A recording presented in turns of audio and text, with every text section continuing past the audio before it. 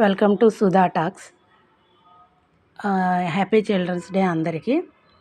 ఈ యొక్క children's day పురస్కరించుకొని భీమవరం 4వ వార్డులోని బాలుర వసతి గృహంలో మండల న్యాయ సేవాధికార సంస్థ బాలల చట్టాలు, బాలల హక్కులపై అవగాహన కార్యక్రమం ఏర్పాటు చేశారు. అలాగే ప్రతి బాలుడు స్వేచ్ఛగా జీవించాలి, వారికి కావలసినటువంటి సంతుష్టికరమైనటువంటి ఆహారాన్ని తీసుకోవడం, చదువుకునే హక్కు, నిర్బంధ ప్రాథమిక విద్య ఇలాంటి విషయాలపై అవగాహన కార్యక్రమం కల్పించారు. ఇక్కడ ఒక నవ్వుకోదగిన విషయం ఏంటంటే, అక్కడ ఉన్న పిల్లలు చట్టము అనంగానే పోక్సో అనడం జరిగింది. అంటే పోక్సో సినిమా ప్రభావమో తెలీదు కానీ, ఆడపిల్లల్ని వేధిస్తే పోక్సో చట్టం వర్తిస్తుంది అనేది వారు ఇప్పటి నుంచే గ్రహించడం అభినందించాల్సిన విషయం. అలాగే మరి ముఖ్యంగా నేటి బాలలే రేపటి పౌరులు.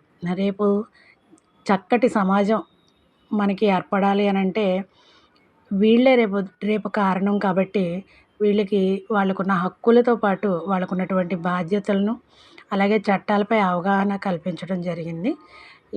ఈ కార్యక్రమానికి ముఖ్య అతిథిగా ఫస్ట్ క్లాస్ మెజిస్ట్రేట్ అయినటువంటి హనీషా మేడం గారు వచ్చి తమ ప్రసంగాన్ని ఇచ్చారు.